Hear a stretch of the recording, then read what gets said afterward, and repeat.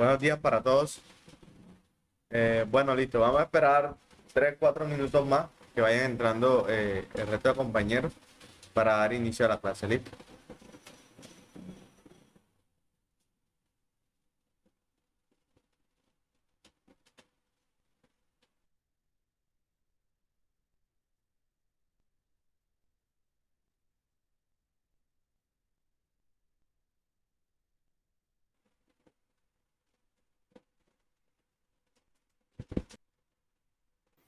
Aprovechemos para ir marcando asistencia.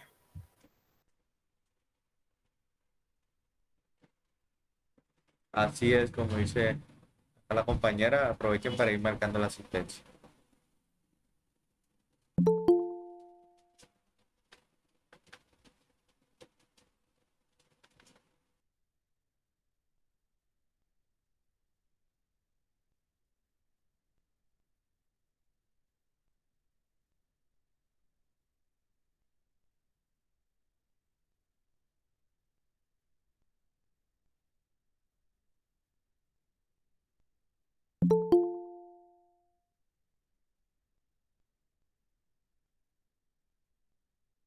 Profe, para pedirle un favor, buenos días.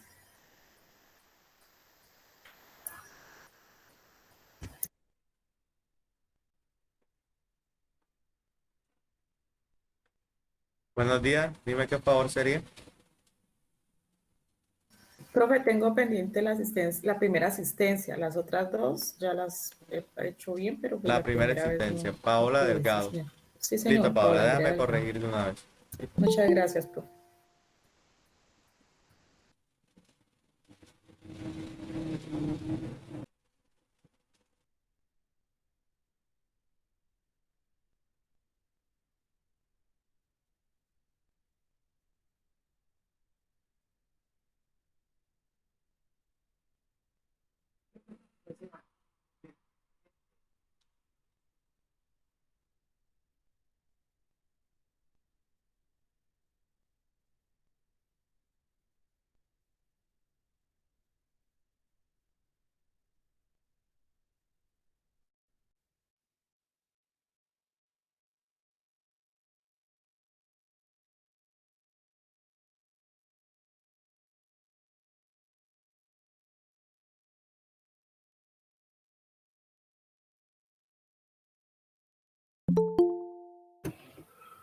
Buenos días, profe.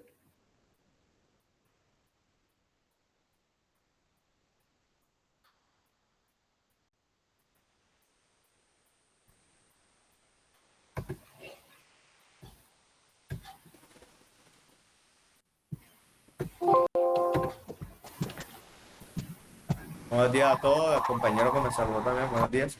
Disculpa un momento, ya Profe, vuelvo. Dígame. qué pena molestarlo. Sí, Camilo Arias, era para decirle que usted me ayudó con poner la asistencia del día 20, ya te digo. La del 19, pero la del 20 no me aparece. A ver si me puede ayudar. Listo, vamos a hacer, me escriben mejor ayer, porque es que después me va a demorar acá, entonces haciéndolo para Claro, todos, sí, ¿listo? no, igual yo le había escrito, pero Ah, usted ok, solamente como que pudo ayudarme fue con la del 19 y no me aparece la del 20. ok, bueno, Igual entonces ahorita me yo vuelvo y le escriben escribo. Dale, gracias. exactamente para cuál le voy, que la fecha, el día y yo te colaboro ahí. Listo. Deme un Vale, muchas momento, por gracias. favor. Buenos días. Buenos días. Buenos días.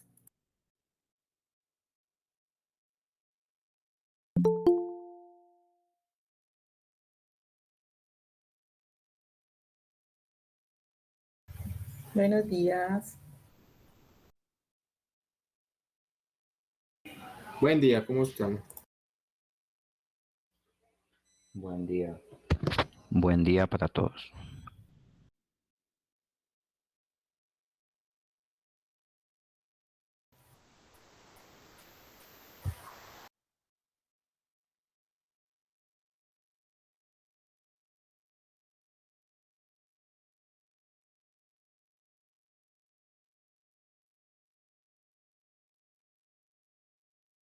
Profe, disculpe, ¿nos podría colocar el link para poner la asistencia? Porque es que a mí se me está complicando siempre porque me sale error. Entonces, a ver si me colabora con eso, nos pone el link ahí en el chat y así vamos directico.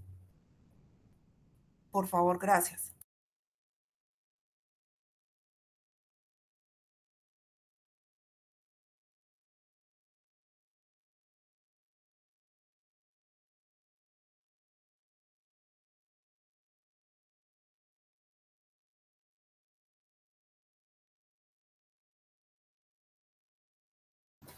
Sí.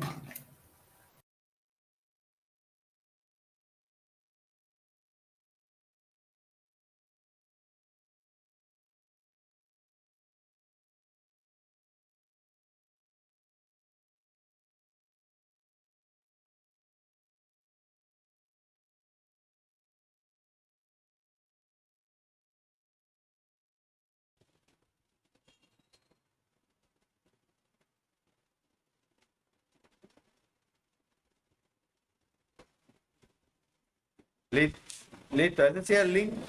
Tienes que pasar. Sí, profe, muchas gracias. Y Julián también, ya pude colocar mi asistencia, ahora sí. Listo, muchas gracias, Julián. Bueno, entonces vamos a darle inicio a la clase. Vamos a darle inicio a nuestra clase en el momento. Ya ustedes están visualizando, perdón, están visualizando una pantalla, la pantalla, ¿verdad? Sí, profe. Bueno, listo. Entonces, Sí, señor. nos da la bienvenida, nos dice que este es el tercer día, que lo dedicarán a profundizar en la técnica de pseudocódigo y los tipos de algoritmos. Yo creo que alguien me preguntó a mí acá la vez pasada que era un pseudocódigo, ¿verdad? Yo les respondí, bueno, acá vamos a profundizar más, van a dar de pronto una definición más amplia del tema, ¿listo? Entonces vamos a prestar mucha atención. Vamos a empezar acá. Ya yo les habilité ayer en la página, en la plataforma, pueden también tener esto.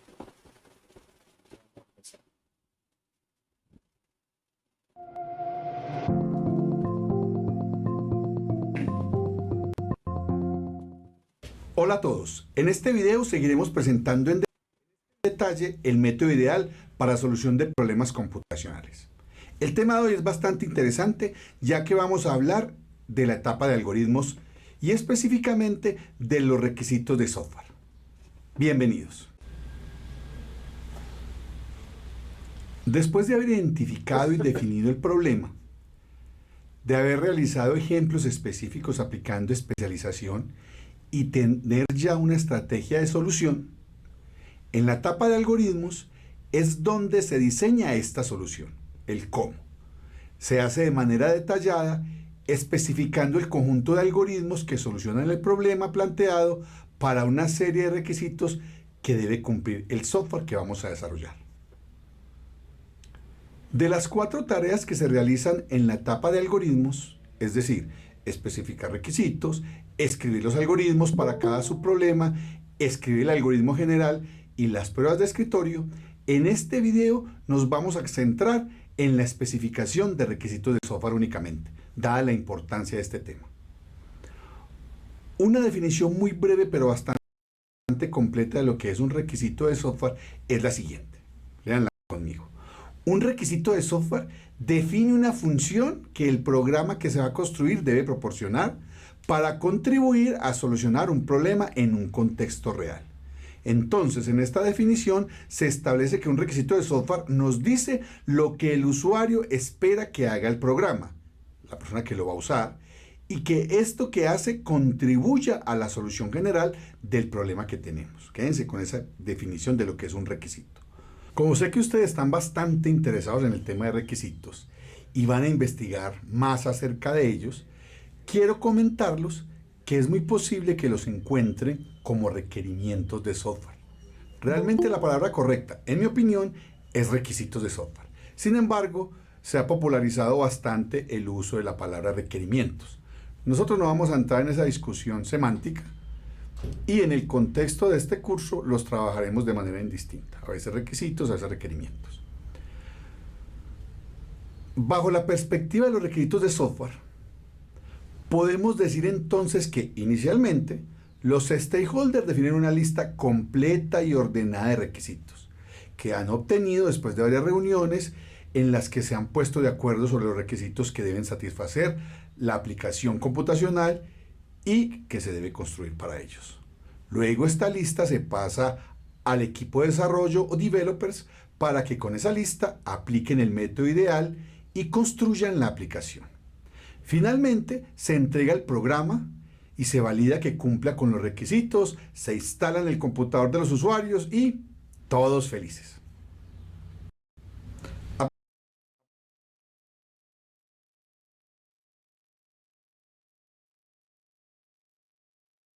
Bueno, miren, no sé si el profe ya explicó, me di cuenta, estaba en un momento mirando otra cosa acá en la plataforma. Cuando él habla de requisitos, también se refiere cuando yo hablo de requerimientos, ¿bien? No sé si ella lo dijo o le explico eso. Lo dijo. Sí lo dijo, ¿verdad?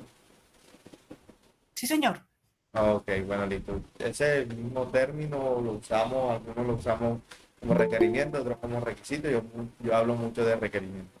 ¿Listo? Entonces, así ya me acostumbré, así lo anoté para que sepan que es lo mismo. Las explicaciones que nos dan acá, pues los stakeholders, que son los encargados de tomar esos requisitos. Recuerden que stakeholders son todos esos interesados en software. Entonces, habla de stakeholders, recogen requisitos, los que les toca. Bueno, aquí los desarrolladores también harían parte de estos stakeholders.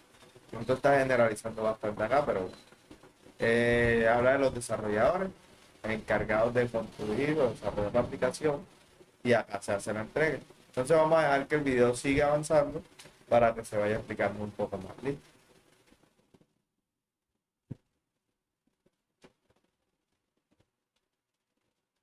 A pesar de que este es un cuento bonito, desafortunadamente no siempre es así. La verdad es que la obtención de requisitos es uno de los retos más complejos a los que nos enfrentamos al desarrollar un software.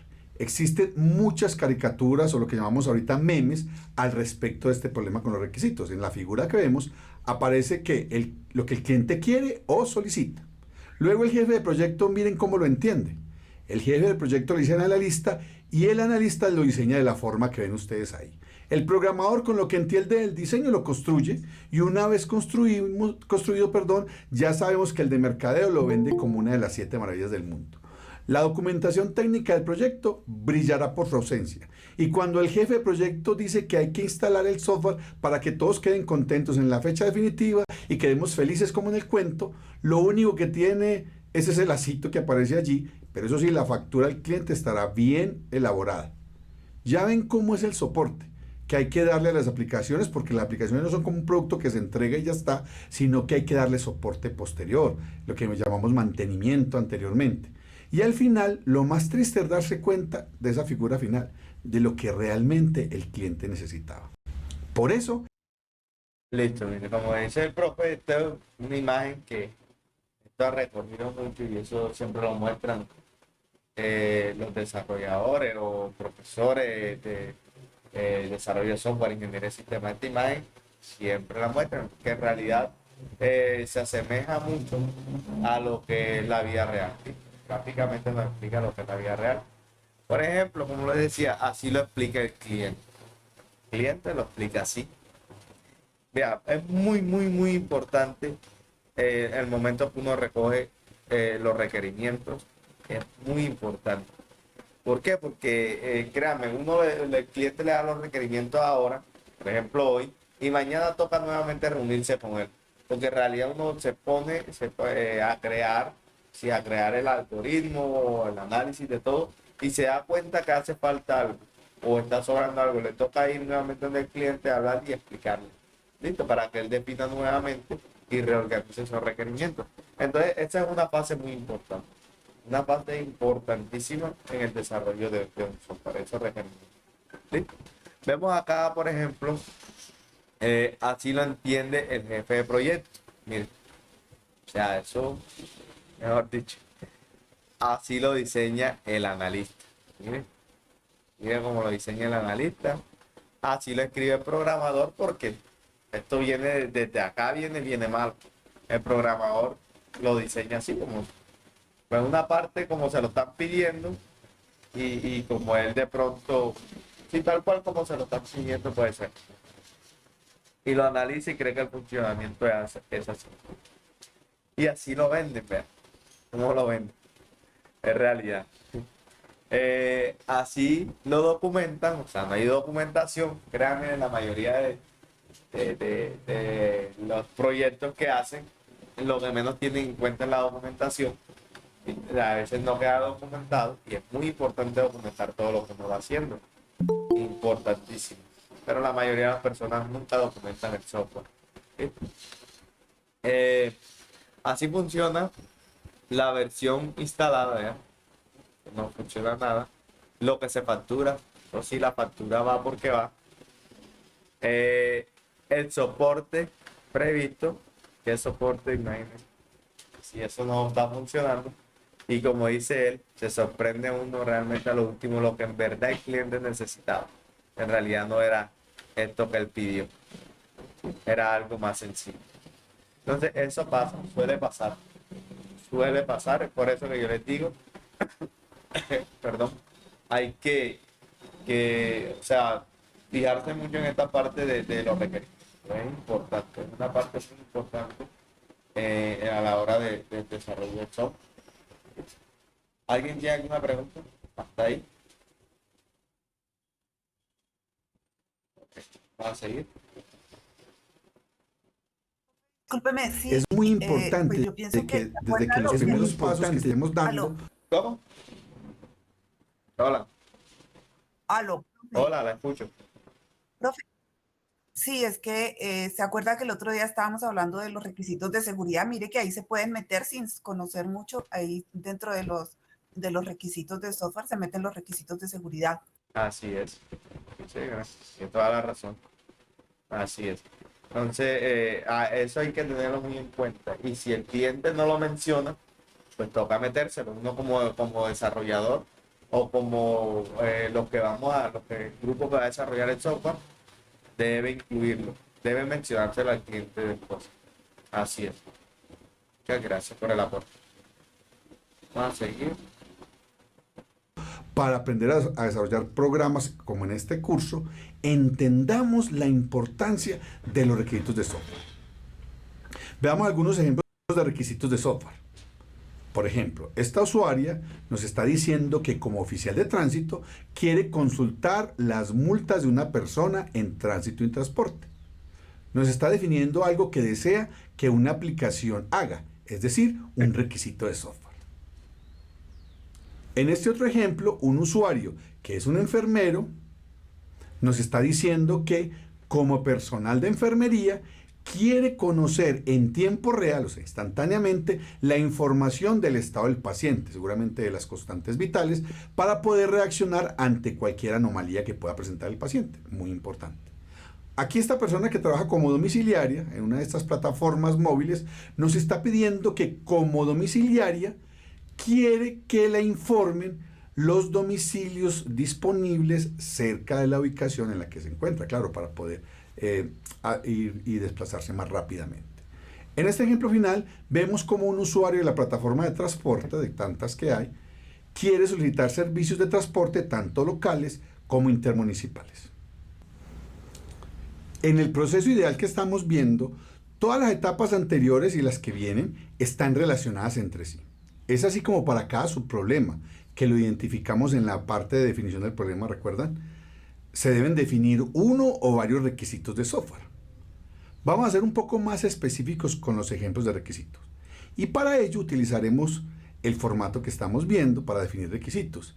Y vamos a usarlo como línea base en el ejemplo de los espacios de color que venimos trabajando desde las etapas anteriores. El del laboratorio, pero el del observatorio de Cusco. El nombre del requisito es convertir YIA a RVA. En la descripción podemos ser un poco más expresivos. Bueno, están viendo, ese es un requisito. Uno de los requisitos, están tomando como ejemplo, recuerden lo del laboratorio, ese de observación de Cusco, y él está nombrando uno de los requisitos. ¿Sí? Hay varios, pero él está nombrando uno por uno para que lo podamos entender y podamos de pronto analizar en realidad qué son los requisitos. Bien, vamos a continuar. Y vamos a decir que el programa debe convertir los valores del formato del espacio de color YQA a los valores del formato del espacio de color RVA, aplicando la conversión directa y utilizando la fórmula dada en la tabla, la que presentamos en la etapa de definición del problema. Ahí estaba esa tablita, recuerden. Aquí podemos ver un segundo requisito de software, pueden observarlo, es para el mismo ejemplo, y vamos a ver que la idea es utilizar este formato. Aquí vamos a definir el requisito de convertir Y y Q a Y C sub B C sub R. Aparece una descripción más extensa y lo importante es aclarar en esa descripción lo que el requisito va a ser. El nombre del requisito puede ser corto, pero eso sí, muy expresivo, que uno al verlo sepa qué es la función que va a hacer. Pero sin embargo, la descripción no sobra. Entonces los animo a que con los tutores y formadores terminen la definición de requisitos para los demás subproblemas que nos quedan faltando. Es importante anotar que si bien puede parecer inicialmente que hay pasos redundantes, que esos subproblemas se parecen mucho a los requisitos, la realidad es que en cada etapa se van mejorando, vamos comprendiendo más el problema. Es posible que tengamos que preguntarle más cosas a los stakeholders, porque recuerden, que nosotros siempre vamos a desarrollar software para diferentes clases de dominios, por ejemplo. Bueno, él dice ahí que habrá que algunas veces preguntarle más cosas a los stakeholders. ¿Listo? No sé, yo creo que había una compañera aquí que la vez pasada, la clase pasada, mostramos un problema y ella identificó que hacía falta más información. Y así es, muchas veces hace falta mucha más información. Entonces nos toca recoger esa información. Es primordial recoger la información al principio. ¿Sí? Primordial. Ese requerimiento, los requisitos, como dice el propio requerimiento, es primordial recogerlo. Eso es muy, muy necesario. Entonces, por eso lo recalco mucho y él también lo recalca bastante para poder desarrollar un buen software de calidad y que cumpla las expectativas del cliente. Vamos a seguir.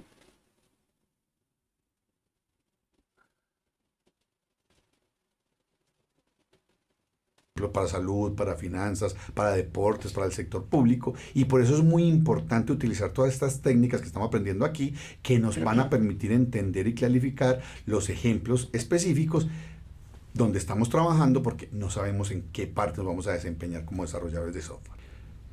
En resumen de este video, el método ideal es compuesto o está compuesto mejor por un conjunto de etapas que al aplicarlas nos van a ayudar a construir soluciones a problemas computacionales.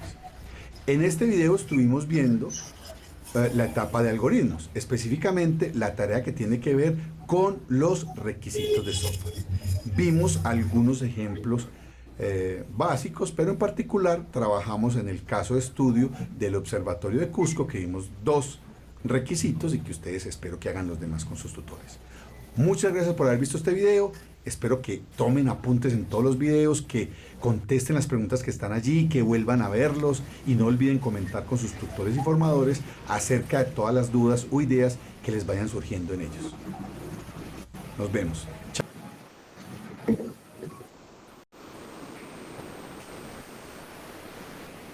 Bueno,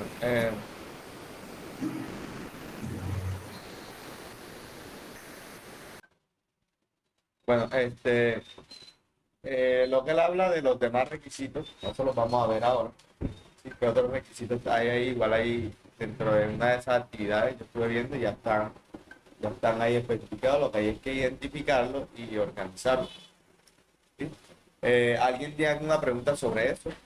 No sé, quiere que explique un poco más alguna parte, algo que no haya entendido o que quiera ampliar de pronto. Profesor, Dígame. de pronto mi pregunta no tiene que ver con lo último que dijo él, sino con los dibujitos del árbol y suponiendo que el stakeholder, bueno, diga una cosa, pero el programador al final haga otra. O sea, en esos casos, ¿tiene que volver a empezar nuevamente a hacer el programa o qué? Bueno, eso depende, pero la verdad es que el desarrollador no se puede salir de de lo que plasma, de lo que está allá, del análisis que se hizo, no se puede salir de ahí. Tiene que hacerlo tal cual como le dijeron. Si él cree pertinente hacer algún cambio, debe comentárselo a uno de los stakeholders, hacer el comentario, exponerle su punto de vista y el por qué se requiere ese cambio, claro, porque como desarrollador, sí, algunas veces tiene otros conceptos, ¿listo? Y de pronto sean válidos, pero debe comentarlos primero, ¿listo? Para que no se salga el software de pronto de los lineamientos del análisis que ya se hizo. Que toca retroceder el software de pronto y va a durar más tiempo y eso va a generar costos y todo eso. Sí, pasa algunas veces eso, pero es simplemente porque no se hizo un buen análisis ni se recogió la información correcta. Entonces, por eso es que pasa ese tipo de cosas y suele pasar. Es muy común que pase. Entonces, es por eso que nosotros desde el principio del desarrollo de software tenemos que tener todo claro, ¿sí? Entonces, sí, eso pasa. David, Profe, bueno, para como hacer un apunte o una pregunta, no sé cómo sería. Pues yo veo que en cada uno de los participantes, o sea, cada uno de los stakeholders dentro del proceso de planeación y todo eso, desarrollan como una profesión. En nuestro caso, digamos, seríamos pues los desarrolladores, los que escribimos el código, ¿cierto? así es. ¿Qué otras profesiones podrían verse vinculadas a ese proceso? Digamos, el que interactúa directamente con el cliente, me imagino que es una persona con ciertas capacidades o cierto estudio, ¿cierto? Sí, Que claro. sabe analizar, que sabe De, entender de al hecho, cliente. de hecho el que toma los requerimientos, y cuando hablamos de un grupo de trabajo, no precisamente tiene que ser, por ejemplo, un ingeniero de software o un ingeniero de sistema. No precisamente debe ser una persona, así como tú lo dices, con ciertas capacidades de análisis, sí, de análisis muy preciso, eso sí, para poder tener ese puesto, ese lugar sí, de ese grupo de trabajo.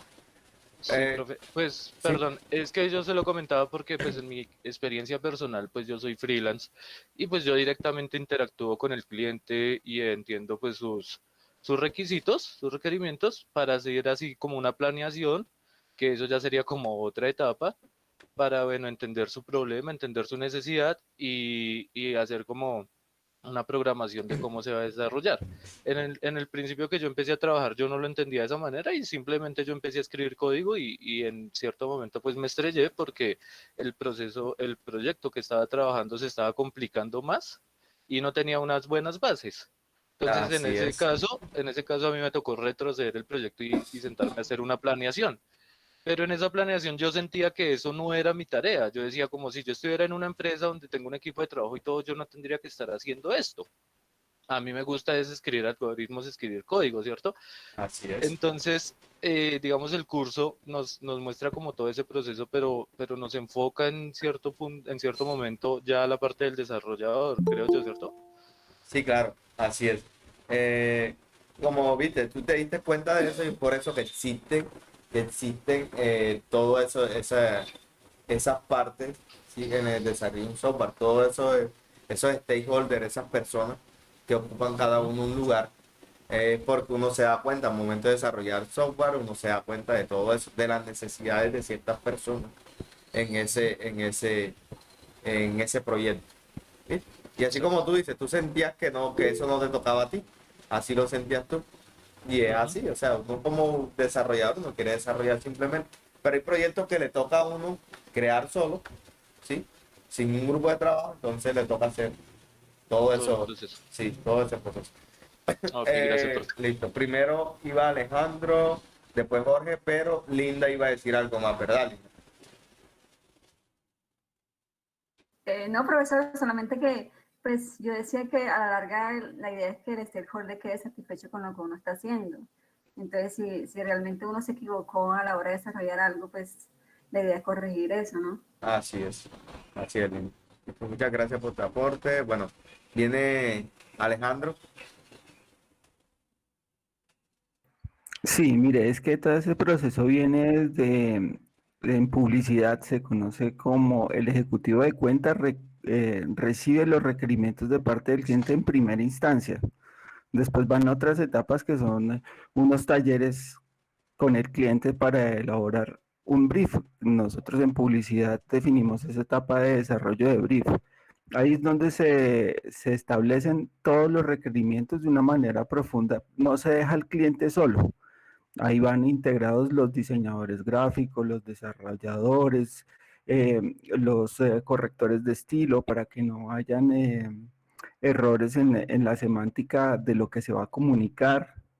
Eh, Ese es un trabajo que se hace a profundidad con el cliente desde el principio. ¿Qué es lo que necesita, qué es lo que quiere el cliente? Y uno devela en esas reuniones realmente lo que quiere el cliente, porque a veces lo que él quiere no es lo que necesita.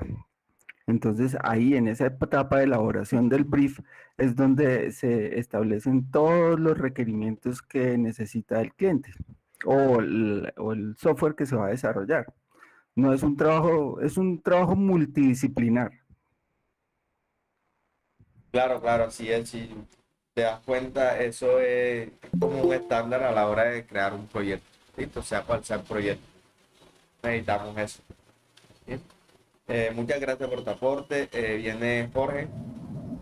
Sí, de eso iba a hablar yo, de los participantes transversales dentro del desarrollo de un proyecto. Pero Alejandro no me dejó nada para decir. Ya lo dijo todo. Así es. Bueno, Juan. Bueno, sí, eso, o sea, todo lo que está mencionando es importante, pero hay que tener en cuenta de que muchas personas no van a tener un equipo de trabajo. O sea, muchas veces uno le toca que trabajar solo, como decía este profesor. Entonces, si uno le toca trabajar solo, pues uno le toca que dividirse todas esas funciones que ustedes están diciendo, le tocaría a uno. La pregunta mía es, entonces, los tiempos del trabajo variarían, porque si yo soy solo, yo voy a hacer un trabajo solo, un proyecto solo, pues no es lo mismo que yo trabajar con 4 o 5 personas más, que yo puedo dividir los trabajos, bueno, usted me va a hacer eso, usted me va a hacer eso, usted va a encargar de los clientes, yo voy a hacer esto, esto, esto. Entonces, profe, entonces la cuestión es, ¿qué recomendaría usted? ¿Que uno trabaje independiente? Lo veo muy duro. ¿O que uno desde el principio empiece a buscar personas que le colaboren a uno y que entonces uno se acostumbra a eso, a no trabajar solo? ¿O es bueno trabajar solo por esto o por aquello? Bueno, ¿qué menciona usted? No, la idea es trabajar en grupo. ¿Listo? Trabajar en grupo y que tú te especialices de pronto en algo. Cuando acá en software hablamos de frontend, hablamos de la parte visual, lo que se crea, lo que tú ves, por ejemplo, como pongamos que eres el usuario, sí, un formulario que va llenando tu nombre, eso sería la parte del frontend. En los grupos de trabajo está quien trabaja el frontend, está quien trabaja el backend, que ya es como el intermediario entre base de datos y el frontend.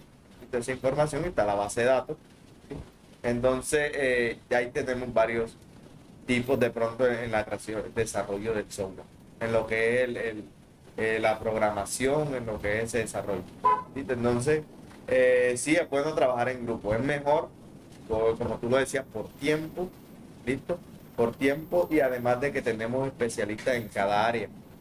¿Sí? Es bueno, porque es que si nosotros nos generalizamos en todo, nos vamos a demorar más, nos vamos a equivocar, si es preciso, nos vamos a equivocar en algunos pasos, porque no somos especialistas en todo, pero como tú dices, bueno, como te digo, es mejor trabajar en grupo, es mucho mejor y eso es lo que vas a encontrar cuando vayas a una empresa. Ya que te tome el trabajo de hacerlo independiente porque es algo personal o de pronto quieres colaborarle a alguien, un amigo, un familiar en el desarrollo de un software o por hobby o sí, porque uno muchas veces lo hace, simplemente lo hace por gusto porque quiere desarrollar un software y quiere, es un avance personal. Entonces, también en esa parte, pues, es bueno porque también uno aprende de todos esos pasos. Pero en ciencia, a la hora de producción, es mejor trabajar en grupo. ¿Sí? ¿Quién más? David Garrido. Sí, profe, pues iba en base a lo que dijo el compañero anteriormente. Entonces, pensaría yo, Esto iría como enfocado más como a un proyecto grande con una estructura más compleja de pronto. Habrían cosas que se podrían trabajar uno solo y otras cosas que sería mucho mejor tener un equipo de trabajo. Sí, claro que sí. O sea, hay software que son pequeños, cosas que puedes trabajar tú solo. De pronto con tu conocimiento tú puedes trabajarlo solo.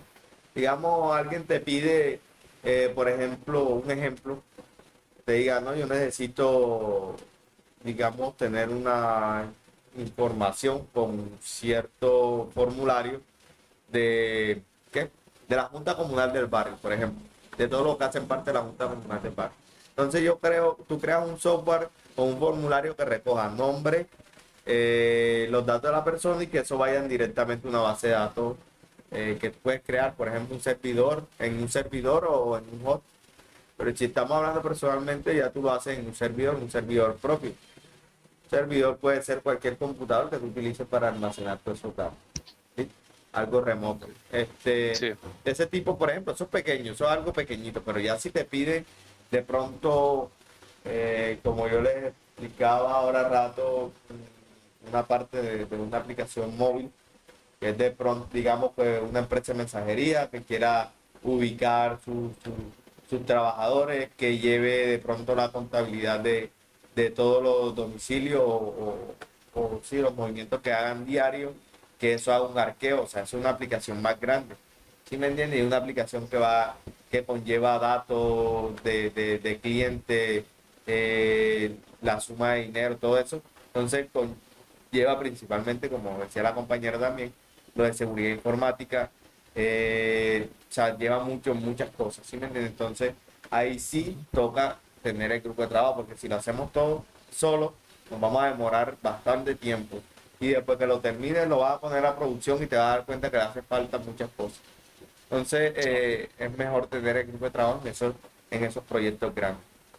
Y, Una última cosita, ¿sí? profe, y ya le dejo seguir.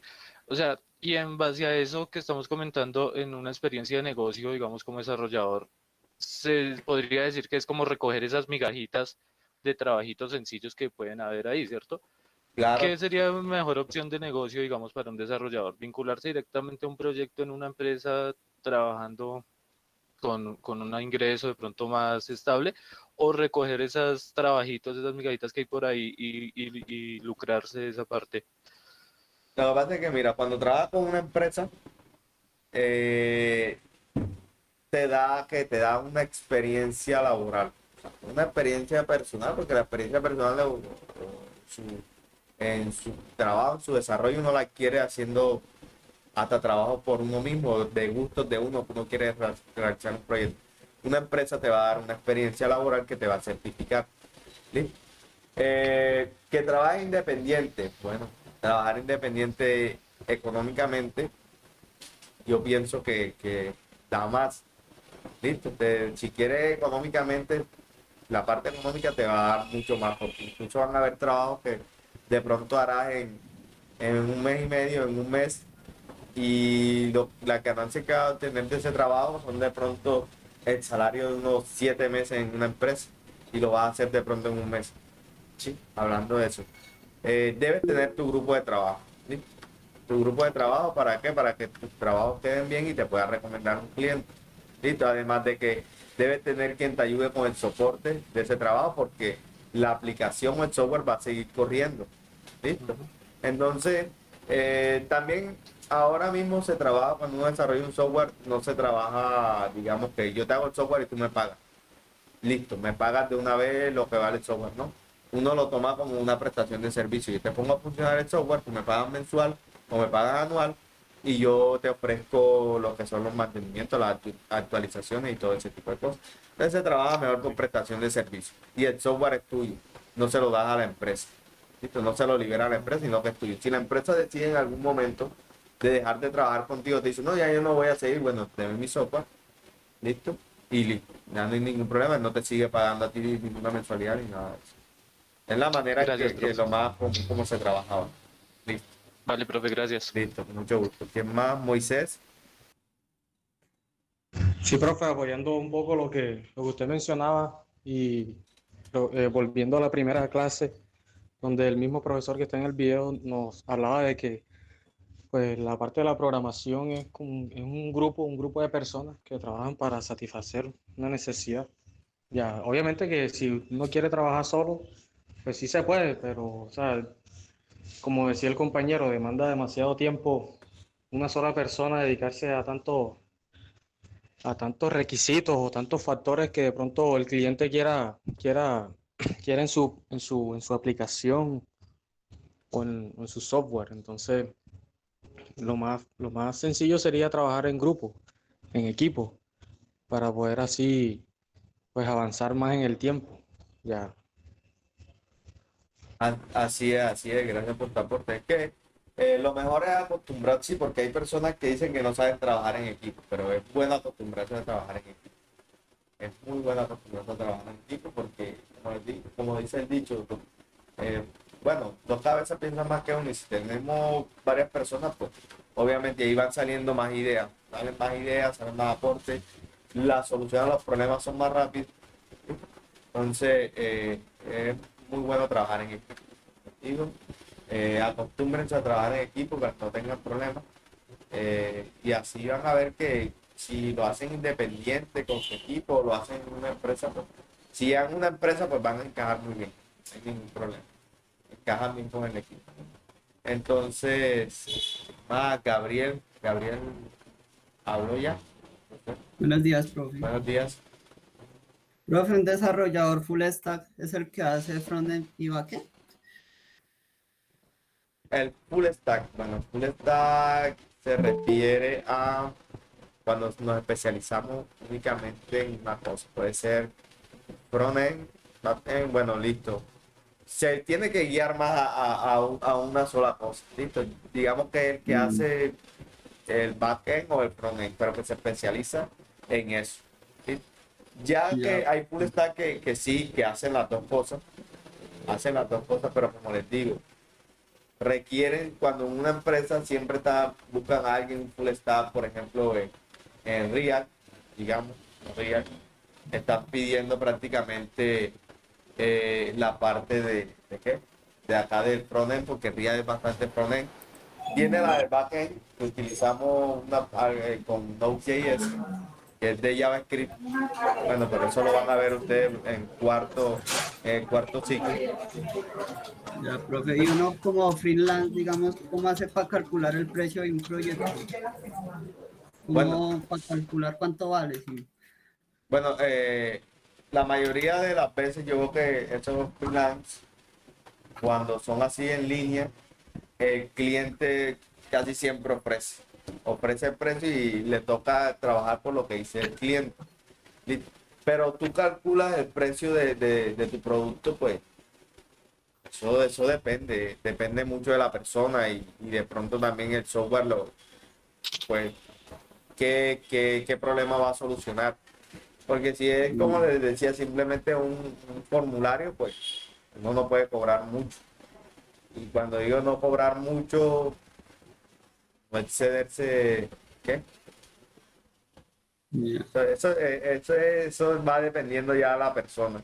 ¿Sí me entiendes? No te podría dar de pronto un precio así vulgarmente, porque no. Eso uno analiza su software, lo que está creando, el tiempo que le invierte, porque ojo, el tiempo es muy importante.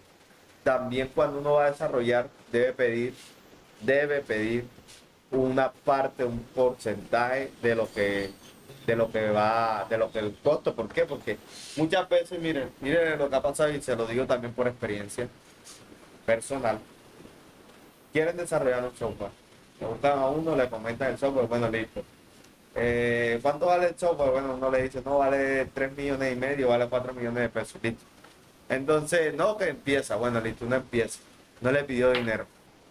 Al mes uno llama a la persona y dice que le va a montar una parte del software y que necesita tanto para, digamos, para el hosting o dominio. Pues la persona de pronto le dice que no, que ya no quiere, que porque se le complicaron las cosas, que el dinero no está ahí. Y entonces el tiempo de uno. ¿Quién le paga eso? En cambio, que si uno le pide un adelanto, por ejemplo, el 30%, un 20% de lo que vale el software, ya uno lo compromete. a que tiene que terminar, y si no termina, pues ya me pagó el tiempo que invertí. ¿Sí? Entonces es importante siempre pedir un porcentaje de lo que vale el software para Muchas comprometer gracias, a la profe. persona. Y el análisis, pues, ya te digo, me queda difícil de pronto analizártelo aquí ahora, eso depende tú cuánto le pongas tú a tu tiempo y la complejidad del software. Ya toca analizarlo por otra parte. Listo, ¿quién más? Jorge, dime Jorge. En el campo de la multimedia, a esa parte la llaman validación. Validación de un proyecto es cuando, después de haber establecido los requerimientos del cliente, uno, como el ejecutor del contrato o el desarrollador del proyecto o la cabeza, busca un equipo de trabajo si no lo tiene. Entonces, si tiene que subcontratar un diseñador gráfico, lo hace. Si tiene que subcontratar un guionista, camarógrafo, lo que sea, en términos de multimedia, pues lo hace. Se fija en cuánto van a cobrar ellos, cuánto es su trabajo, qué tiempo se va a llevar. Todo eso se establece dentro de una planeación, se lleva a un acta, y con base en esa acta, uno, que es la cabeza del proyecto, establece o define o determina el presupuesto, lo que me voy a gastar, lo que tengo que pagarle a este fulano y a este otro fulano, y deja un porcentaje que lo llamamos de colchón, o sea, que es el de los imprevistos. Entonces, dentro del proyecto uno dice aquí, con lo que este me cobra, más el tiempo, más etcétera, el trabajo, este proyecto va a ser de 8 millones de pesos. Entonces, ese 8 millones de pesos más un 30% son 2 millones y medio más o menos. Entonces ya le pido al cliente, esto le vale unos 10 u 11 millones de pesos y listo. Se le lleva eso como acta de validación, se establece una especie de contrato con él y se le dice 30, 40 o 50% por delante. Con eso quedamos lo suficientemente comprometidos los dos para llevar adelante las cosas, porque si no, eso se embarra en el camino. Los clientes suelen, después de establecer un contrato con un producto multimedia, con un diseñador gráfico, porque yo creo que los que tienen experiencia en estas cosas les ha pasado, que los clientes suelen establecer un contrato con uno y a los días le dicen, no, ya con usted no, porque es que me salió otro que me lo hace más barato, ¿sí? Entonces ellos siguen y siguen y siguen buscando y buscando, después de tener un contrato firmado, o un contrato, perdón, no firmado, cuando es así como de buenas maneras, y después se le quitan a uno y lo dejan a uno colgado de la brocha. Entonces lo mejor es establecer un acta o un compromiso de validación, hacerle firmar una especie de contrato que pague un adelanto, donde uno tenga ya establecidos imprevistos, subcontrataciones, gastos, desplazamientos, locaciones, lo que sea necesario, y la parte que va a gastar, incluso la energía eléctrica que uno se gasta en el computador mientras está escribiendo código, todo eso le puede incluir en un contrato, en un presupuesto. Así es, Muchas así gracias. es. Muchas gracias, excelente, excelente. Así como dice el compañero, eso para mejor evitar inconvenientes de ese tipo. Así uno se compromete en ambas partes. ¿Sí? Se compromete en ambas partes. No digo, siempre es importante pedir un porcentaje. Listo, ¿quién más? Profe, yo, Paola. ¿Cómo Hola, está? Paola. Bien, gracias a Profe, Dios. creo que también es importante crear alianzas. Uno como cuando empieza a trabajar independiente, obvio de primerazo no tiene como para venir te pago, sino que como crear un tipo de alianzas que te den una segunda opinión y te hagan ver de pronto algunos requerimientos que no los tengas en cuenta, dependiendo pues de la solicitud de los clientes. No necesariamente crear una empresa y tener contratados empleados, pero sí crear un tipo de alianzas de personas que te pueden aportar mucho, como unas amistades, o buscar como quienes pueden ayudarte para empezar. Y muy importante lo que dice don Jorge, siempre he creído que el trabajo de uno vale y pues toca ser muy honesto desde el principio para crear un tipo de trabajo. Siempre por delante de cuánto tiempo necesita, diga realmente cuánto tiempo usted necesita para elaborar su proyecto, no por vender, decirle, no, yo le hago rapidito, realmente es mejor ser honestos y decir cuánto se necesita, cuánto vale realmente, qué tanto requerimiento necesita usted como desarrollador, y es mejor así desde siempre, con la verdad. Claro, así es. Es que, mira, eso que tú hablas de la alianza, pues, es importante también conocer personas en este medio. Si uno va a programar, debe conocer amigos que ya programan, porque no todos programamos el mismo lenguaje de programación. ¿Listo? Entonces uno va aprendiendo poco a poco. Por ejemplo, pueda que yo programe en Python, que programe con Java, que programe con C, que programe JavaScript, PHP, bases de datos con MariaDB, sí, con todo ese tipo, con Firebird, con todo ese tipo de cosas. Pero, miren, la cantidad de lenguaje de programación que hay es inmensa. Como les decía, aprender a programar es analizar, y si uno, bueno, quiere pasarse a otro lenguaje de programación, es aprenderse la sintaxis. Pero hay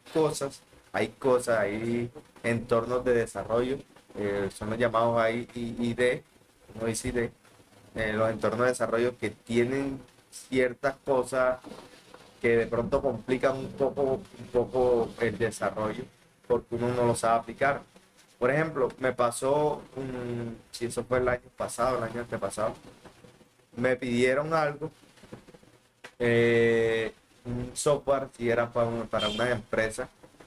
Ese software tenía que analizar, de pronto, tenía que analizar en qué estaba fallando la empresa, o sea, de pronto, qué falencias tenía internamente y qué fortalezas tenía la empresa. Y esto era para unas pymes, iban a hacer a nivel local, pero entre los que estaban solicitando el software, había una persona que tenía un poco conocimiento de desarrollo de software, entonces lo pidió específicamente que fuera en R, lenguaje de programación R. Es un lenguaje de programación R para analizar datos, y además de eso, pues, tiene una gráfica muy buena a la hora del análisis de datos. Entonces lo pidió específicamente en R. Yo le dije, bueno, esto se puede hacer en Python también, no, que lo quería era en R. Me tocó buscar en R, te tocó empezar a aprender esa parte de R. ¿Sí? Hay cosas que realmente en R, pues, se complican, y como dice, ahí es donde uno debe aplicar las alianzas. Tengo un amigo que ya lo había hecho, que había programado en R, y le pedí algunos consejos. Listo, él me ayudó en esa parte, y se me facilitó porque en R tiene muy poca comunidad aquí en Latinoamérica. Entonces tocaba buscar, había muchos tutoriales, pero eran en otras partes, estaban en inglés. Y la verdad es que, bueno, yo lo admito, yo no hablo inglés, realmente no lo hablo. Lo leo de pronto, en la parte técnica lo leo, pero no lo hablo, no, ni tampoco me queda difícil entendérselo cuando me están hablando. Pero si lo veo y lo leo, lo entiendo. ¿Sí? Entonces, toca pedirle ayuda a alguien, ¿listo? Por eso es importante las alianzas. Él me ayudó mucho en esa parte de R. El problema fue que, como eran conocidos, era proyecto para una universidad, yo no pedí adelanto. Entonces me salieron con el cuento después que ya no, que se venció el tiempo. Y ya, se perdí yo mi tiempo. Pero bueno, no perdí el todo porque aprendí a manejar esa parte de R que nunca lo había utilizado. Entonces, uno también aprende. Créeme que cuando pasa eso uno aprende. Y más si un lenguaje de programación nuevo. Listo, ¿alguien más tiene algún aporte? La pregunta, no sé. Ok, entonces vamos a responder el cuestionario que sale acá. Un requisito de software es una funcionalidad que debe tener el programa a construir, una restricción del programa a construir, una obligación requerida para poder realizar el programa. ¿Cuál piensa usted? La primera. La uno. Una funcionalidad, sí, señor. Excelente, así es. A ver. Para cada subproblema se definen uno o varios requisitos de software. Verdadero. Verdadero. Verdadero. Muy bien. Verdadero. Listo. Chao, chao.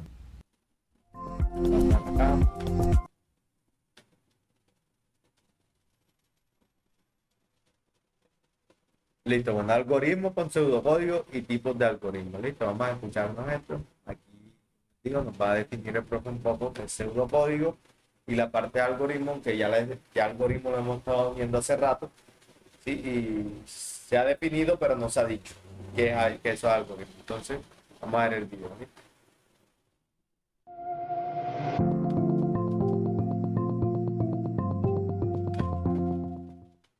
Hola a todos.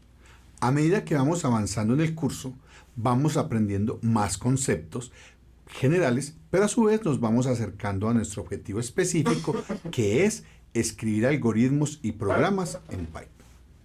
En este video vamos a dar una introducción a uno de los conceptos claves en programación, el concepto de algoritmo. Bienvenidos. Entre las actividades que tiene la etapa de algoritmos en general, se destaca especialmente la de escribir algoritmos específicos para cada requisito. Y ya lo vimos en el video anterior. Cada requisito está relacionado con uno de los subproblemas en que dividimos el problema general que se desea resolver. Empecemos con una breve definición de lo que es un algoritmo. Un algoritmo es una secuencia finita de instrucciones precisas, no ambiguas. ¿Qué quiere decir no ambiguo? Que cada instrucción solo significa una y solo una cosa para el que la interpreta. Estas instrucciones en conjunto realizan una tarea específica que contribuye a solucionar un problema. Como siempre, los invito a que reflexionen y analicen esta definición. Si no entienden algo, búsquenlo o le pregunten a sus formadores o tutores. En este caso, por ejemplo, secuencia finita significa que las instrucciones tienen un límite, tienen un final. No ambigua es que cada instrucción realiza una y solo una cosa. Y que el objetivo de escribir un algoritmo es solucionar un problema.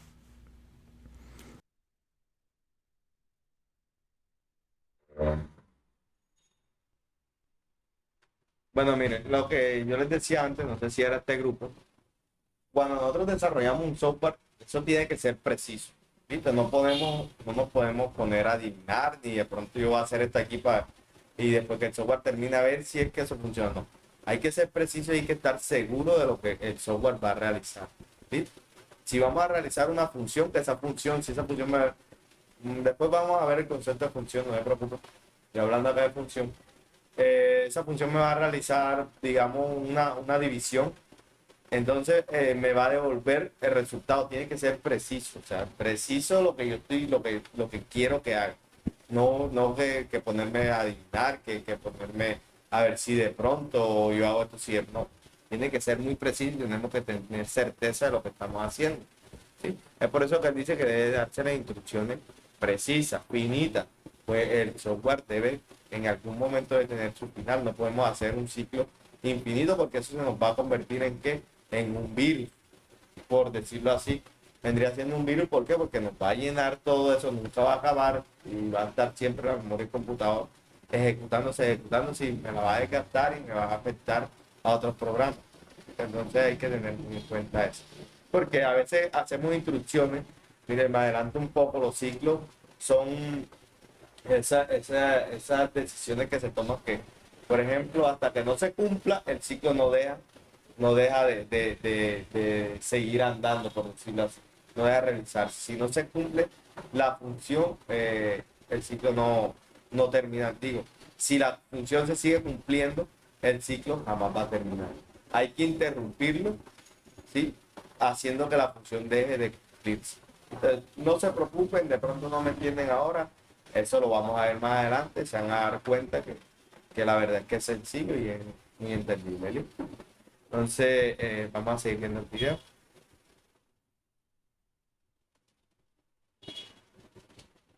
Uno de los ejemplos preferidos desde hace ya muchos años para explicar el concepto de algoritmo es hacer la metáfora de una receta de cocina, como la del pudín del té que vemos en pantalla. Vamos a ver si se arriesgan ustedes a hacerla. Y es porque una buena receta aparece, en una buena receta aparecen definidos claramente sus ingredientes, las instrucciones precisas como precalentar el horno a 220 grados, por ejemplo, colar y agregar el azúcar y la leche restante, aunque hay diferencias entre una receta y un algoritmo para computador. Conceptualmente tiene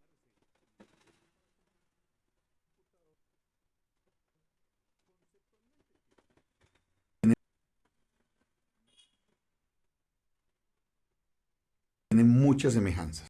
Por ejemplo, el hecho de que se necesiten datos como los ingredientes y también de que las instrucciones necesiten de esos datos. Por ejemplo, en el paso 6 que estamos diciendo que hay que batir los huevos y las yemas, que son datos que nos están dando en la parte superior de la receta.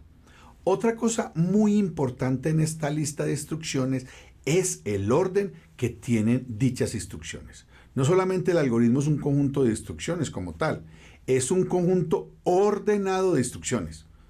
Porque supongamos, por ejemplo, que la instrucción 6 que tenemos allí dice, en una taza grande batir los huevos y las yemas. ¿Qué tal si la ubicamos al final? A pesar de que el algoritmo conserva el mismo conjunto de instrucciones, seguramente se alterará el resultado al final porque pusimos luego de hornear lo de revolver los huevos. Generalmente los usuarios de la receta son personas que no tienen mucha experiencia en la cocina y por lo tanto también las instrucciones deben ser muy claras, que no den lugar a diferentes interpretaciones, como por ejemplo cuando uno mira y dice eche una pizca de sal, ¿qué es eso? Es una medida no estandarizada. O en nuestro caso, ¿qué tal que si en el paso 2, en lugar de decir la mitad de la leche en una cacerola a fuego medio, decimos que poner un poco de leche en una cacerola a fuego medio? Esto definitivamente alterará el sabor, la forma, la consistencia, la calidad del pudín que estamos haciendo. El resultado entonces variará si aplicamos la receta correctamente o si la aplicamos con variaciones en el orden o en la interpretación de las instrucciones. Una seguramente irá para una muy buena fiesta de cumpleaños y la otra a la basura. Los algoritmos son un paso previo antes de hacer los programas y lo que pretenden es que como programadores nos concentremos en la lógica de solución del problema más que en aspectos técnicos del lenguaje de programación, en nuestro caso Python, ya que esto puede desviar nuestra atención en la lógica. El pseudocódigo es una especie de programa escrito en un lenguaje natural, por ejemplo el español, y así tenemos más libertad de escribir nuestras ideas y nuestras estrategias, porque no hay un computador interpretándolo, generando posibles errores que no tienen que ver con la estrategia o lógica de solución que hemos ideado. Si bien la idea del pseudocódigo es que sea muy flexible, es importante de todos modos tener una serie de consideraciones al momento de escribir un algoritmo en pseudocódigo. Aquí vemos en la diapositiva una serie de palabras, digámoslo así, estándar, que pueden ser utilizadas al escribir un algoritmo. Como lo pueden ver, muchas son verbos en infinitivo. Hay instrucciones de entrada, que es algo que veremos en detalle posteriormente, y ahora concentrémonos solamente en las palabras como tal, como aparecen allí.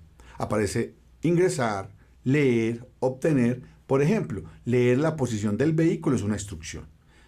Hay instrucciones de salida como mostrar, escribir, presentar, y un ejemplo es escribir la posición del vehículo.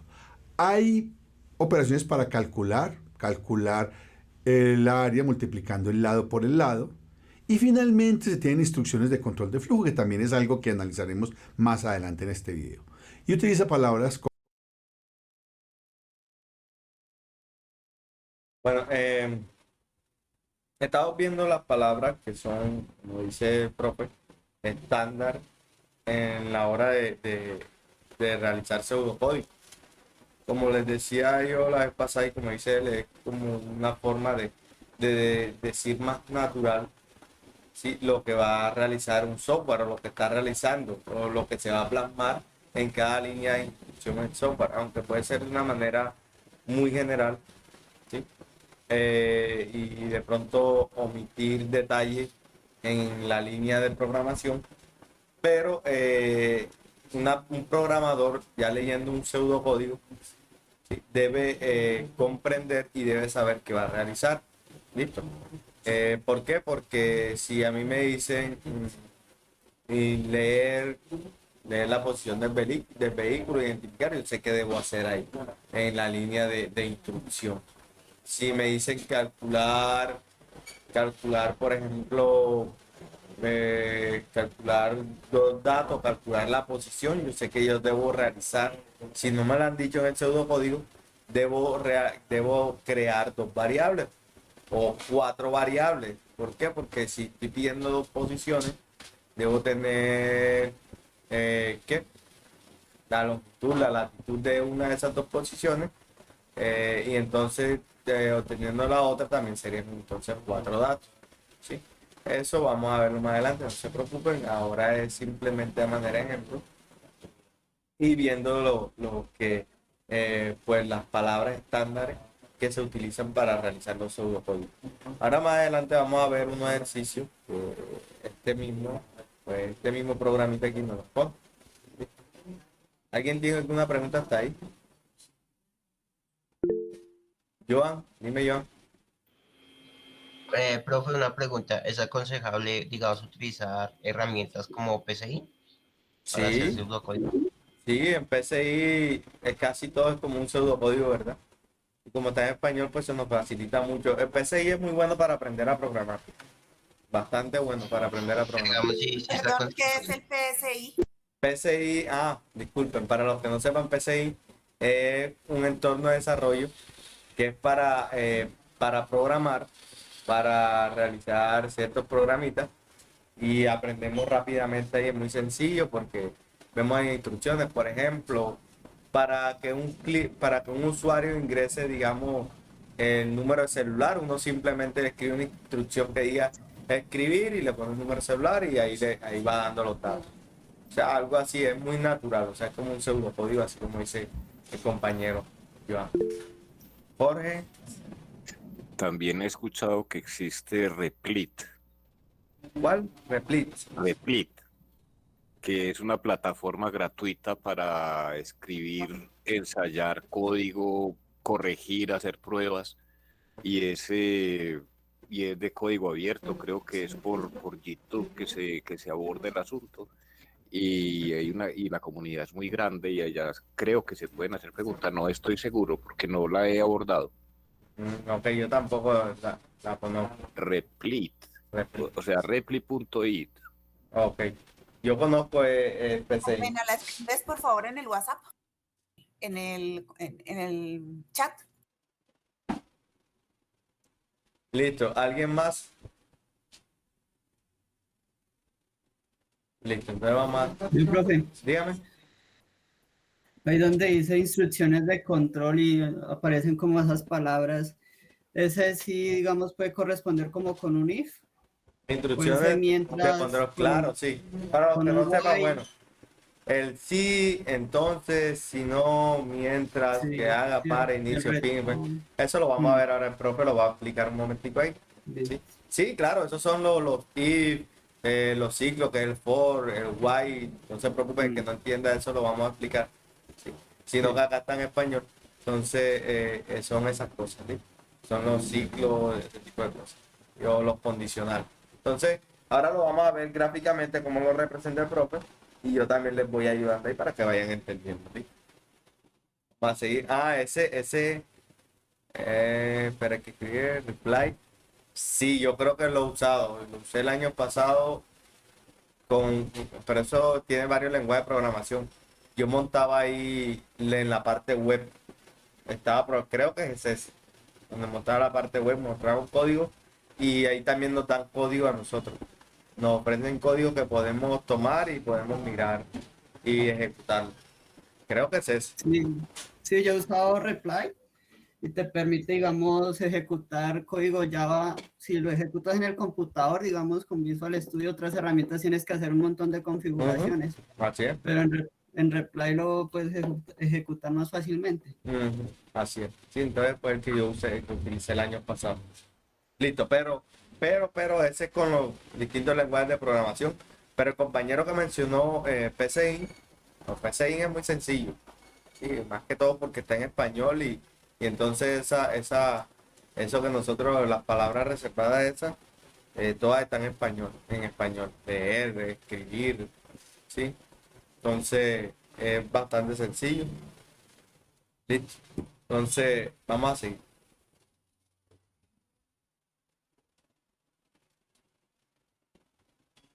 Como si, entonces, si no, mientras que haga, para, inicio, fin, retornar, llamar, invocar. Todas son palabras que nos servirán para expresar nuestros algoritmos. Aquí tenemos un ejemplo de un algoritmo. Tiene un nombre que es buscar taxi libre.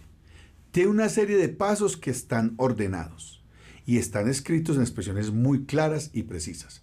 Por ejemplo, obtener las coordenadas del usuario, buscar un taxi libre cercano, retornar los datos del taxi encontrado. Podemos observar que este algoritmo tiene un nivel abstracto alto, es decir, que nos está ocultando detalles. Por ejemplo, no nos dice cómo obtener las coordenadas del usuario, ni tampoco nos dice cómo buscar un taxi libre. Esto debe ser que son subtareas de las que posteriormente se tienen que escribir también algoritmos independientes. Lo importante es que podemos escribir una estrategia algorítmica general y que se puede entender. Aquí tenemos otro ejemplo de algoritmo. El nombre es calcular precio-producto. Tiene 5 instrucciones. Leer el precio bruto del producto, calcular impuesto del 15%, calcular un descuento del 20%, calcular el precio neto y retornar ese precio neto. Este algoritmo tiene un nivel menor de abstracción. Ahí hay instrucciones menos abstractas que el anterior, pero aún así no muestra cómo calcular el impuesto o cómo se calcula el precio neto, aunque uno lo podría suponer o inferir, pero de nuevo lo importante es centrarnos en la lógica de solución, que en este caso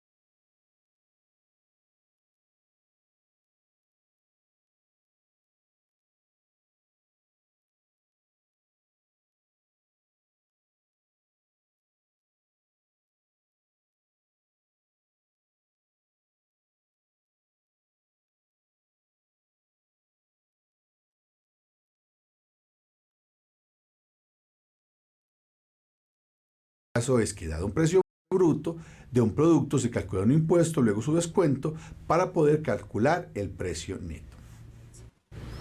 Aquí tenemos un tercer ejemplo. Tenemos el algoritmo calcular índice de masa corporal. Este algoritmo tiene 4 instrucciones. Las 2 primeras son de lectura.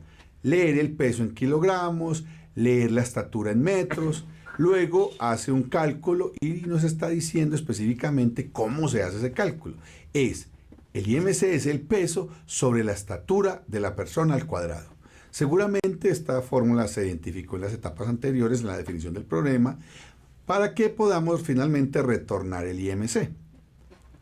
Por la definición de algoritmo sabemos que es una secuencia ordenada de instrucciones. El orden en que se realizan esas instrucciones se llama control de flujo. Y aquí en esta diapositiva vemos el que se llama flujo secuencial, porque las 4 instrucciones que aparecen allí se ejecutan una después de la otra.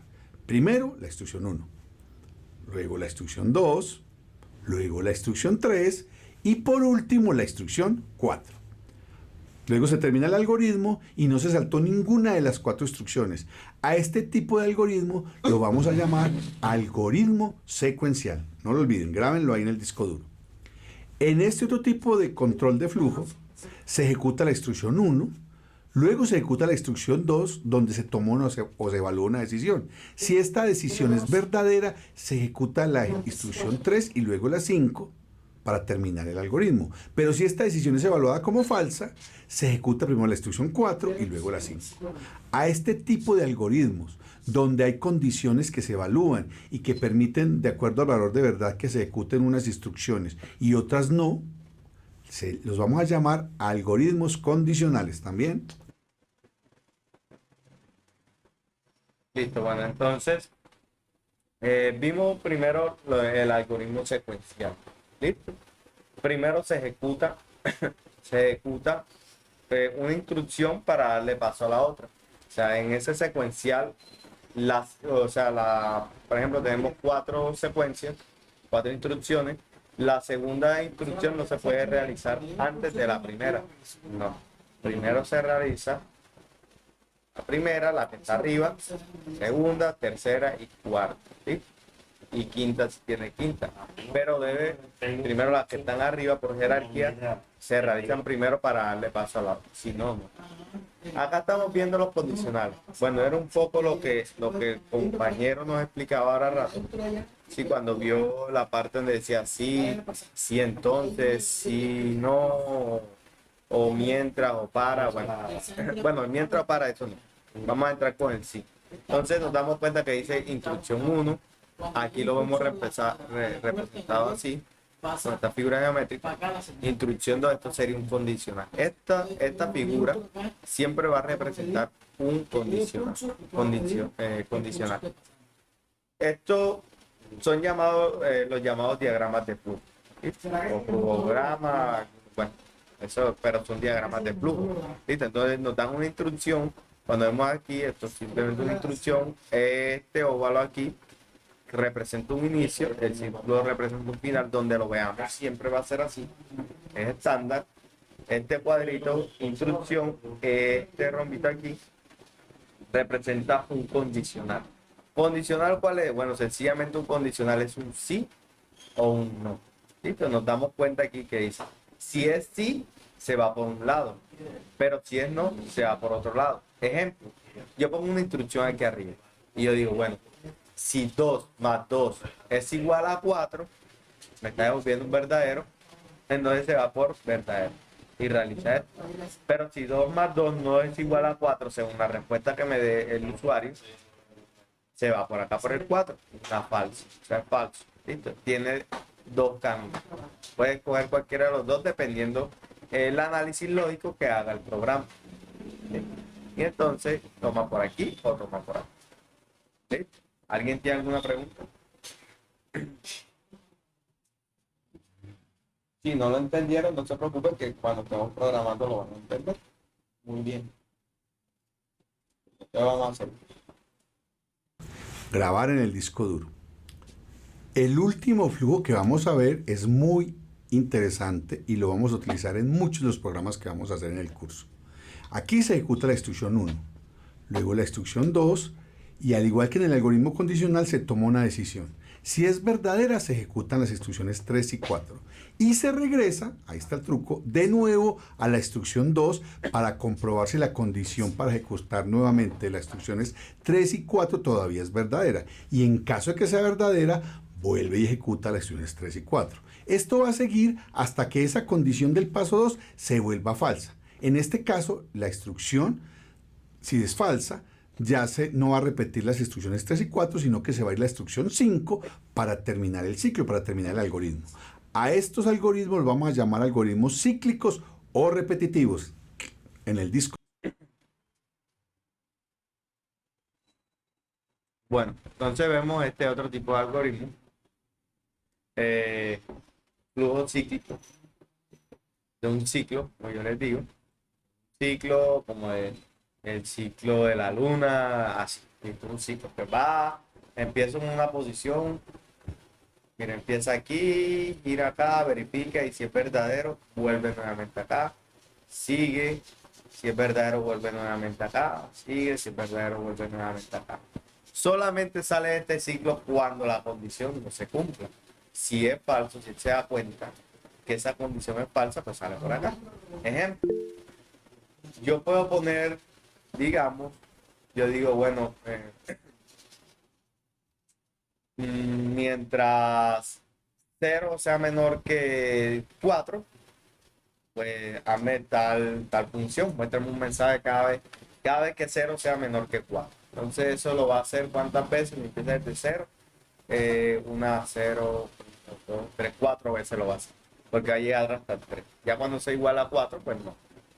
Entonces lo hace aquí cuando se dé cuenta aquí que la variable x que vale 0, mientras esa variable x sea menor que 4, entonces ya va a ser esto y puede mostrarme aquí un número.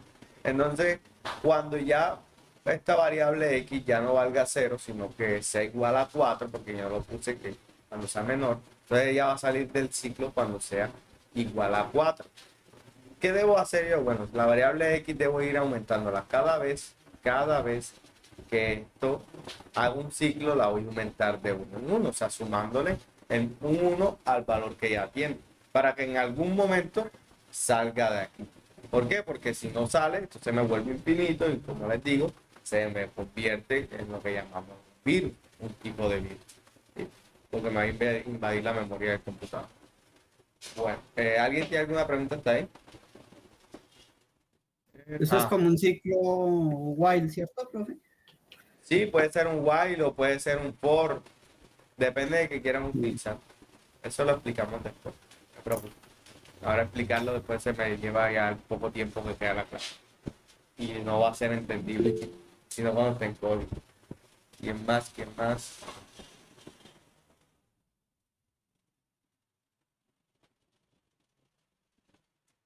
¿Quién más? ¿Preguntar algo? ¿Nadie más? Bueno, listo, vamos a seguir.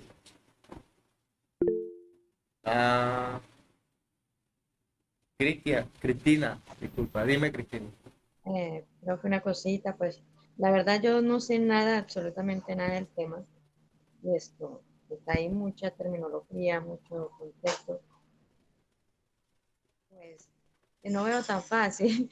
Yo digo, esto lo vamos a ir viendo suavecito en la aplicación. Sí, claro, no te preocupes, como yo dije desde el principio. Aquí estamos haciendo de cuenta que todos están desde cero. O sea, si alguien aquí de pronto tiene conocimientos ya de programación y eso, les pido por favor que tengan paciencia, que acá hacemos cuenta de que no saben nada de programación. ¿Sí? Profe, una pregunta con ese tema. Dime. Porque hay aporte de muchos compañeros. ¿Existe alguna parte de homologación directa con usted o algo así de las personas que saben, o sea, que de pronto este ciclo de pronto lo tiene más claro? Ya un momento, Cristina, ya te doy pero ya te dejo hablar, que creo que estabas hablando todavía. Espérame un momentico y le respondo acá a Ricardo. No, Ricardo, la homologación la hicieron, ustedes hicieron un examen, pero me dijeron que ese examen estaba difícil y que fueron pocos los que pasaron. No, yo no hice ese examen, no lo alcancé a hacer, no lo alcancé a hacer porque en los tiempos que estaba fuera de, no estaba comunicado, estaba por los lados. ¿Y por qué no te comunicas con la mesa de ayuda a ver si ellos te colaboran con eso? De pronto, como tú no lo hiciste, te dan la oportunidad de hacerlo y te pueden homologar. Claro que sí, porque tú tienes una excusa, tú no lo hiciste. Voy a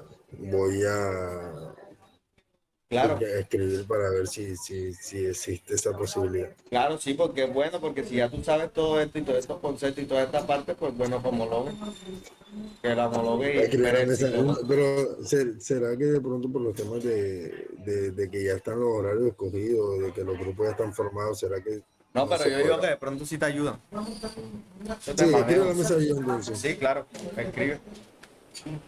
Ok, listo, profe, pero ¿con qué O puedes comentarle al tutor que el tutor de pronto tiene un contacto directo con la personal administrativa allá. Listo, porque yo no lo Ok, tengo. listo, muchas gracias. Listo. Gracias, profe. Listo, Ricardo. Ahora sí, Cristina, dime. No, profe, pues era eso. Lo que pasa es que de todas formas uno ve que pues hay varios compañeros que saben del tema y aportan mucho y pues uno se queda ahí como en bloque. No te preocupes, no te preocupes. Yo les dije, acá partimos de que todos están en cero. ¿sí? Entonces, los compañeros que ya tienen conocimiento tienen que ser conscientes y pacientes con eso. Bien. Bueno, mire, otra cosa que le iba a decir. Hoy termino la clase a 9:45, ¿vieron? Porque tengo una cita médica ahora antes de 10, entonces para desplazarme hasta donde voy y me dé tiempo. Listo. Así que les pido que vayan llenando la asistencia, ¿bien? Y los que tengan problemas con la asistencia, escriban. Escríbanme que yo les colaboro, pero eso sí en la tardecita, ¿bien? Bueno, vamos a seguir viendo el video. Profe, ¿existe un grupo de WhatsApp o también, algo donde estamos comunicando? Un grupo de Qué pena, WhatsApp. disculpe. Yo creo que no lo han creado. Ustedes lo crearon. Telegram. Telegram. Ok, pero a mí no me mandaron el enlace, o sea, el link para unirme. Muchachos, qué descortesía.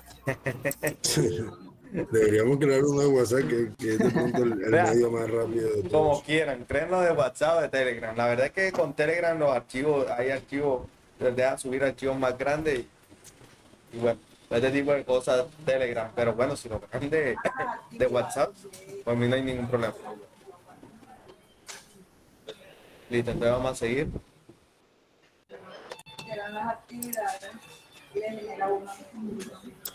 A grabarlo.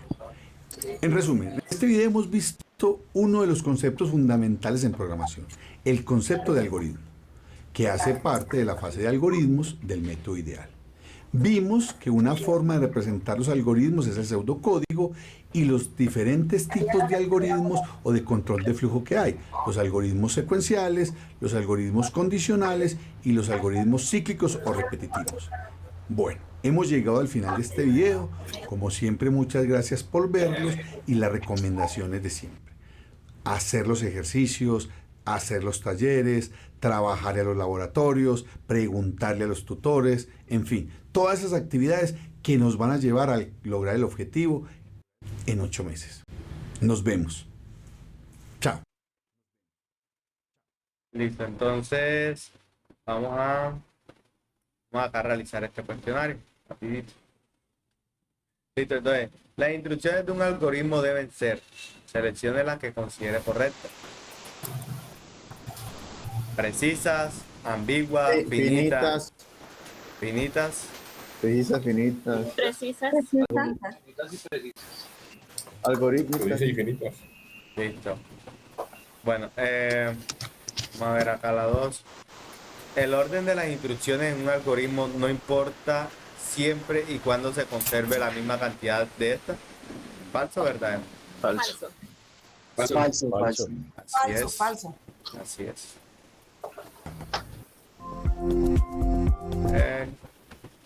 ¿Cuáles son palabras válidas para un algoritmo? Ingresar, mostrar. Ingresar. Mostrar, ingresar. Ingresar y mostrar. Listo. Ingresar y mostrar, correcto. Así es. Bien, vamos entonces con la 4. Los algoritmos donde se repiten instrucciones se llaman secuenciales, condicionales, cíclicos. Cíclicos. De ciclos. Correcto, Así cíclicos. es, de ciclos. Los algoritmos donde se ejecuta una instrucción y otras no se llaman secuenciales, condicionales. Condicionales. Así es, condicionales. Los algoritmos donde se ejecutan todas y cada una de las instrucciones se llaman secuenciales. Secuenciales. Así es. Secuenciales. Así es. Entonces vamos a seguir.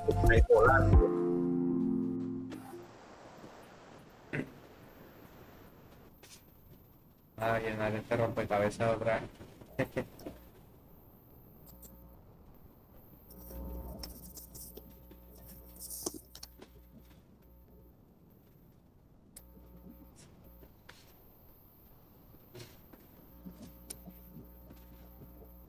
Listo, entonces, bueno, este mapa aquí lo que centra, bueno, el algoritmo, nos define lo que ya estamos viendo, ¿listo? Estamos viendo. Objetivo. El objetivo de este laboratorio es aplicar las actividades de la etapa de algoritmos del método ideal de solución de problemas. En los casos de estudio, espacios de color y la distancia más corta. Recuérdenlo, lo de el observatorio de Cusco y, perdón, lo que vimos allá cuando nos decían el celular y la antena y eso, que tenían el problema los usuarios de una compañía. Entonces, espacios de color. Listo. Aplica las 3 primeras etapas del proceso ideal en el caso de estudio del observatorio de Cusco. Los subproblemas obtenidos fueron. Dame un momento.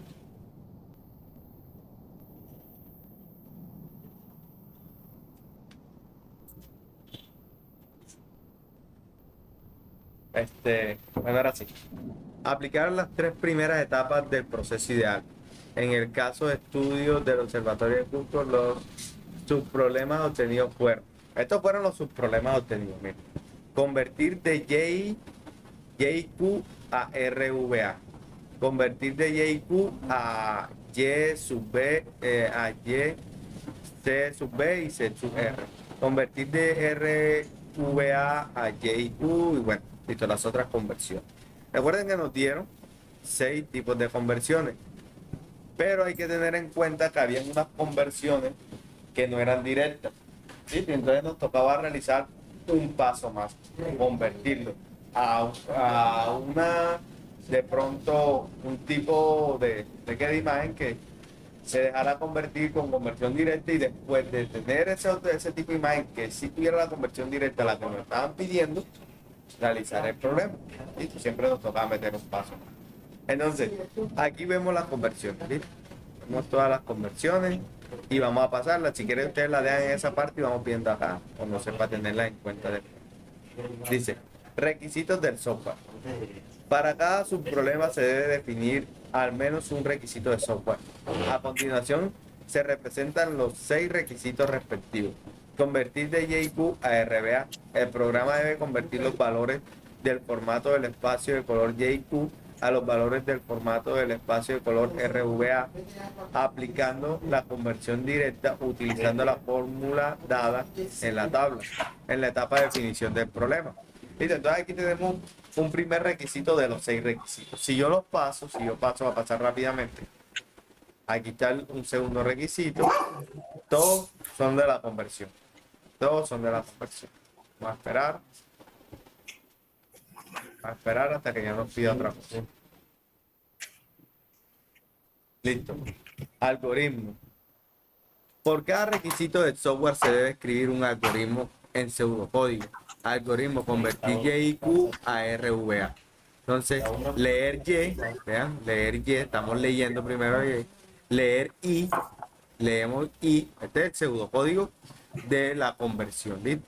Y después leer Q, leímos. Ahora, ¿qué vamos a hacer? Vamos a hacer la conversión. ¿Cómo lo hacemos? Calculamos R, ¿sí? Y miren que aquí viene 1Y más, si nos dan el valor, viene con la I, más otro valor y viene con la Q. ¿Listo? Hacemos la conversión así. Listo, y aquí ya se convierte la R en esa parte. Vamos a convertirlo en B. Igual le pasamos los valores, estos valores que nos dan. Listo. Igual hacemos calcular con la A. Hacemos la conversión. Retorna. ¿Qué nos va a retornar? Ya el valor convertido. YQ. ¿Quién me colabora con el micrófono, por favor?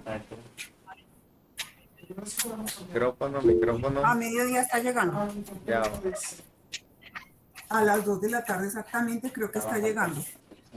Compañera, Ya. Que sale de Barranquilla como a las 12:30 porque tenía una reunión en la mañana. Silenciar. compañera que está por teléfono. Ya lo silencié. Bueno, listo. Ahora sí. Vamos a... Listo, entonces ya aquí me va a retornar este valor, pero convertido en RVA. Listo, vimos el pseudocódigo, un ejemplo aquí. Vamos a seguir a ver qué nos pasa. Bien, aquí entonces me pide otro. Y ahí allá nos realizaron el primero. Acá me están pidiendo otro. Algoritmo, convertir de Y, Q a Y, C sub B, C sub R. No me acuerdo si esta tenía conversión directa. Listo. Pero si vamos a probar aquí directamente. Vamos a convertir este a este. Bien, entonces primero vamos con leer. Vamos con esta. Leer Y. Leer Y. Eso, Leer muy Y. bien. Leer Y. Leer I. Leer I. Muy bien. Leer Q. Leer Q. Y ahora. Ahora hay que pasar a RVA. Calcular. No. Sí, hay que pasar a RVA para convertirlo después nuevamente. Recuerden que este no tiene conversión directa. No tiene conversión directa. Hay que pasarlo a RVA. Así es, muy bien. Entonces vamos a pasarlo. Primero Calcular ¿verdad? R. Calcular R. R, 1Y. B. Calcular B. Calcular B. Calcular A. Ajá. Calculamos A. Calcular Listo. Y. Y ahora sí vamos a convertir de RVA aquí Ahora sí. a este. Calcular ¿Listo? Y. Calcular Y. Esa es la última, profe. CB. Retornar es la última. Entonces, calcular. Sí, yo me Calcular. equivoqué. Sí, Calcular señor. Y. Así. Qué pena. Calcular Y. Calcular C sub B. C sub B.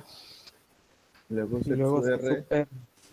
C Y sub luego retornar. Y retornamos por Retornar. último valor. Así es, muy bien. ¿Listo? Salió bien ahí. Entonces ahí organizamos ese pseudocódigo. ¿Listo? Entonces acá bien, la distancia más corta.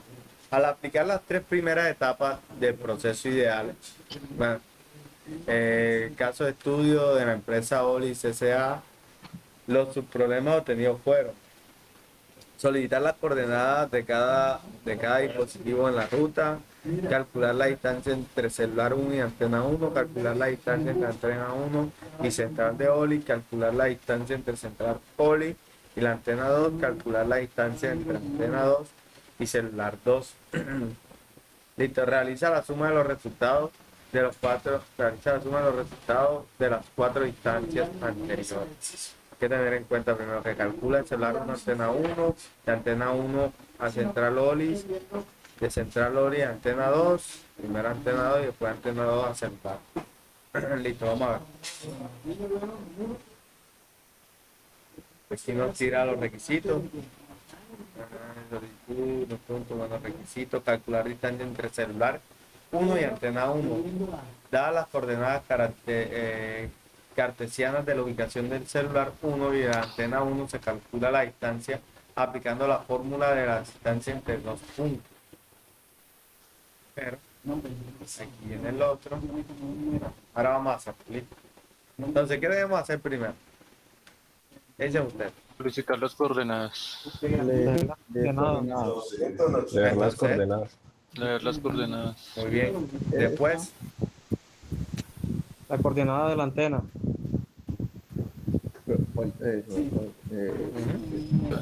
Calcular distancia, retornar la distancia. lógico, así es. Y después retornamos. Bueno, muy bien. Listo, y ahora vamos a deslizar cada opción, bueno, ordenar correctamente el algoritmo y tener la distancia total. Vamos a tener la distancia total. ¿Qué debemos hacer primero?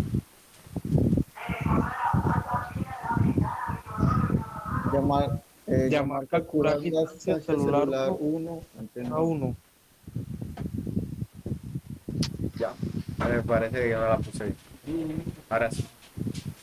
Después, Llamar, calcular distancia antena 2 y celular 2. este. No, entre el holding y la Perdón, antena. Entre antena y central. Llamar Antena calcular 1 y distancia Central entre Holding. Antena 1 y central 1. Así es, porque estamos en la 1. Estamos todavía en la 1. ¿Y ahora? Y ahora, entre Central central y Holding antena y 2. Antena 2. Y antena 2. ¿Y ahora? Antena 2 y celular 2. Antena 2 y celular 2. Celular 2. Sí. Y ahora la Calcular distancia. Lógico, así es. Y por último, retornamos.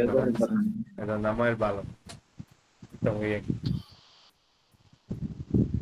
Abajo, hacia ahí, continúa desarrollando los demás contenidos. Bueno, listo. Entonces, ya desarrollamos esta parte. Ya más o menos tenemos noción de lo que es un pseudocódigo, ¿sí? De lo que es un algoritmo. Sabemos que simplemente un algoritmo son los pasos que tenemos que seguir para hallar la solución de un problema, independientemente hablando de software o no software, ¿sí? Un algoritmo, por ejemplo, vamos a cambiar la llanta de un carro. ¿Cuál es el algoritmo para cambiar la llanta de un carro? Los pasos que seguimos cambiando la llanta de un carro es un algoritmo, ¿sí? Vamos a hacer un postre o vamos a hacer una sopa. Los pasos que seguimos nosotros es un algoritmo, incluso los ingredientes y todo eso, ¿sí? Entonces, bueno, como les decía, muchachos, chicos, chicas, tengo una cita médica ahora. Por eso que bueno, termino ahora. Son las 43. ¿Tienen alguna pregunta? Profesor, el número suyo que usted nos dio, el 315, ¿ese es de WhatsApp o el Telegram? Ambos. Tiene ambos. ¿Qué le iba a decir? Bueno, ¿alguno tiene alguna pregunta? Sí, profe, ¿de qué es la cita? No, mentira, molestando.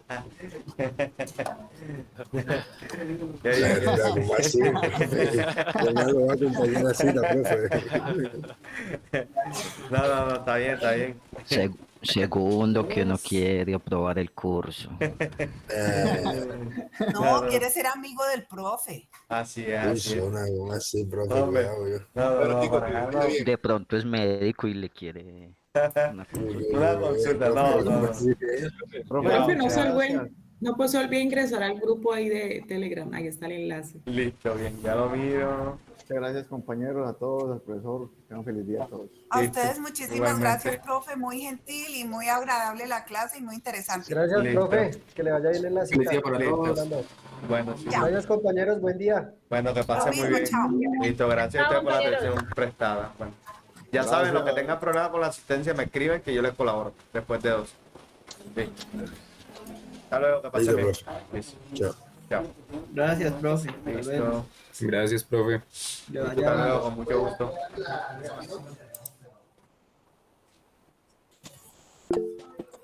Vamos a conocer el ketchup. Muchas gracias. Y ponemos la manzanita esa.